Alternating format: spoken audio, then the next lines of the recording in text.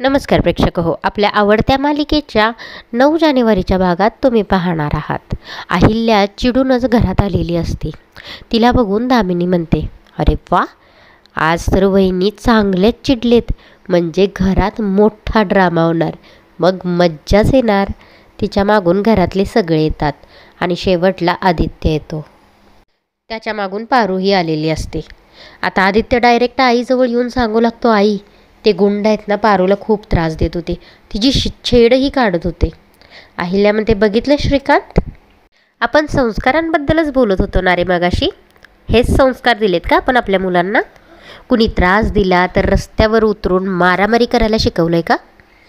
हे सगळं बघायला कायदा असतो, पोलीस असतात, याची जाणीवच नाही आहे ह्याला. आणि हे सगळं करत असताना आपण कोण आहोत, कुठल्या घरातून आहोत, याची जाणीवच नाही आहे का या मुलाला?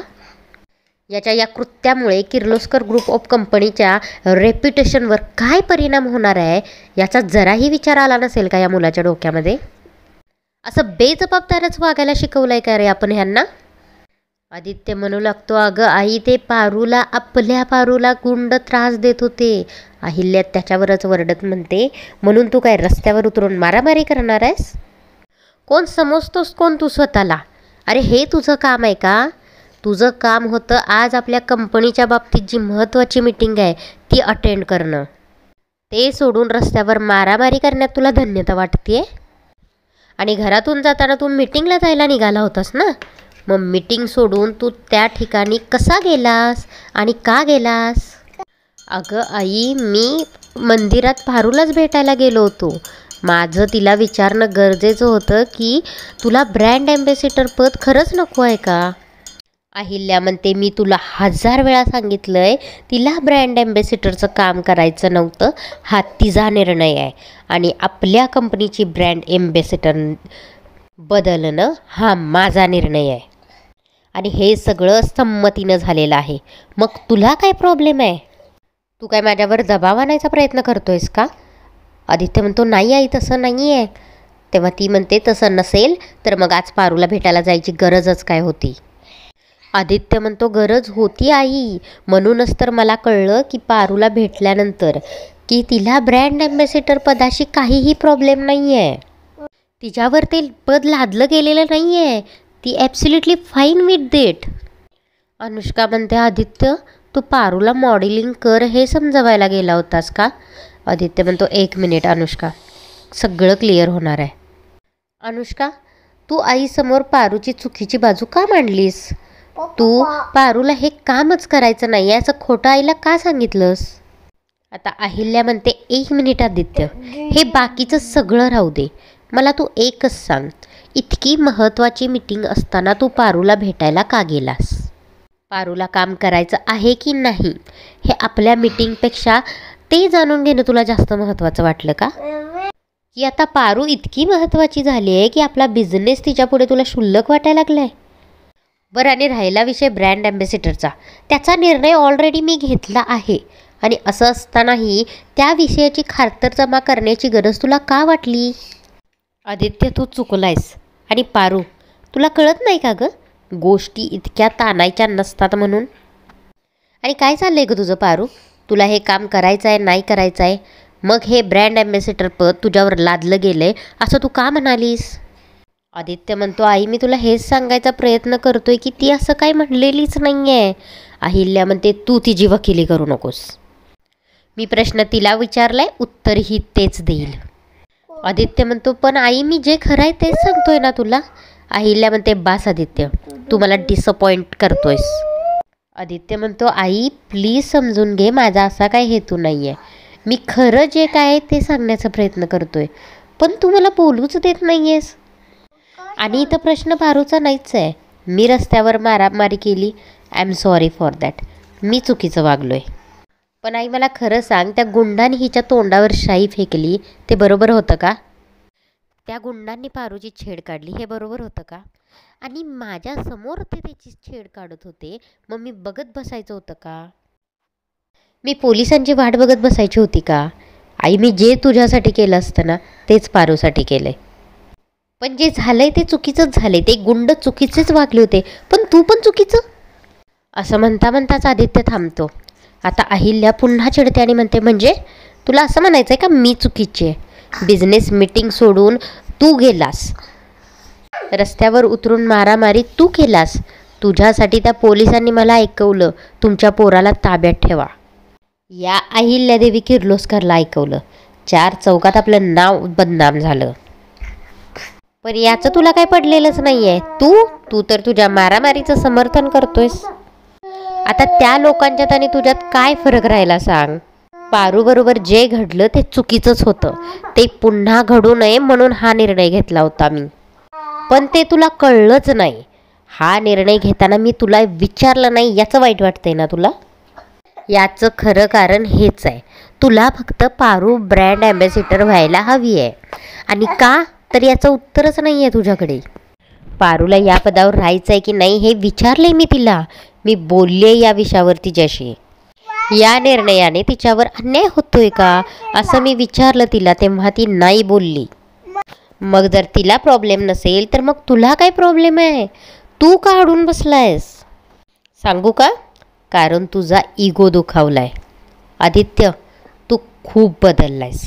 याआधी मी घेतलेला कुठलाही निर्णय तुला चुकीचा वाटला नाही. पण ठीक आहे, आता तर मला बघायचंच आहे की मी कशी चुकीची आहे आणि तू कसा बरोबर आहेस ते.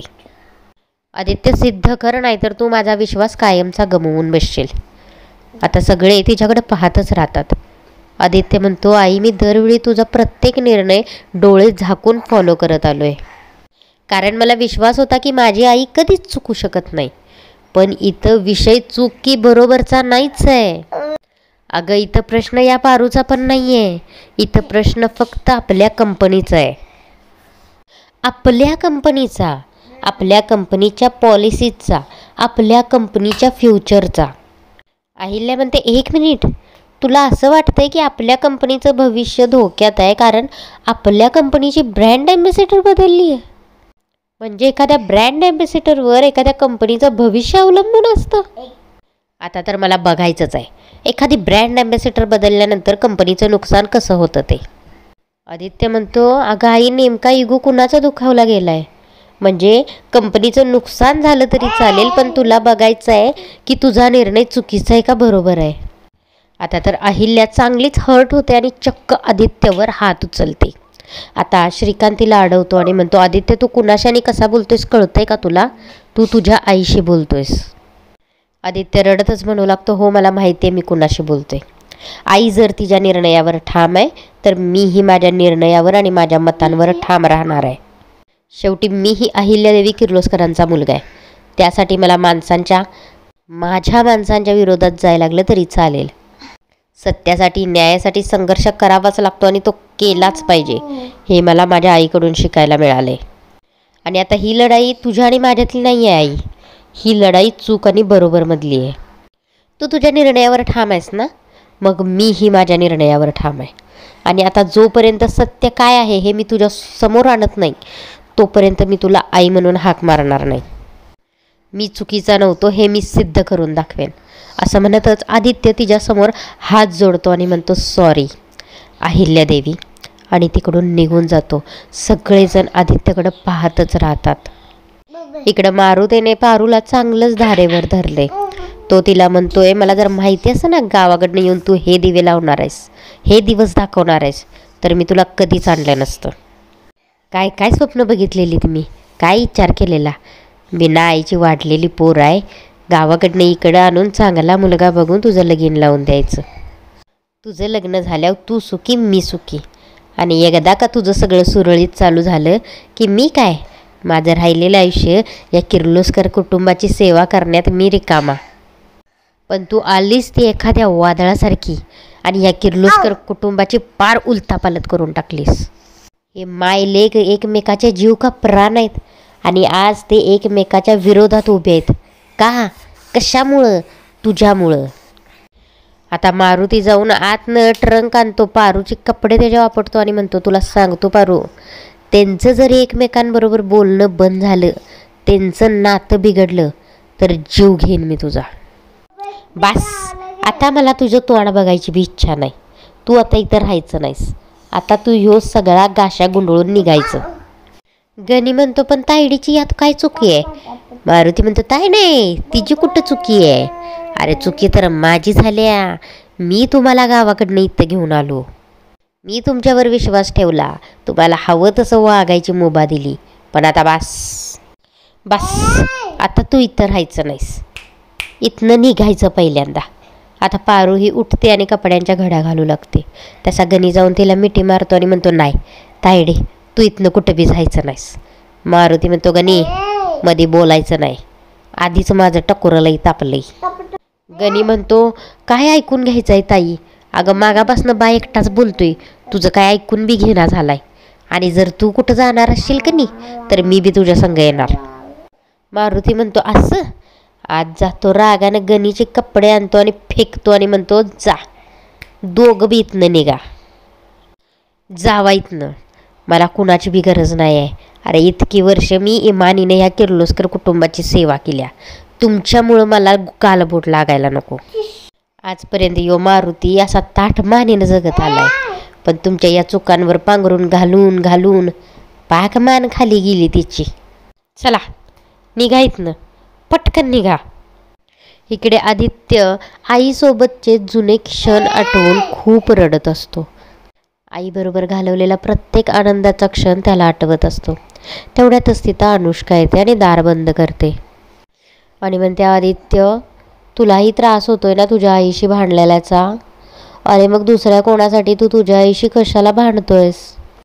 हे बघ, मला माहिती आहे पारूने आपल्या कंपनीसाठी खूप काही केले आणि त्याची किंमत आहे मला, पण तू पारूसाठी आईशी का वैरपत करतोयस?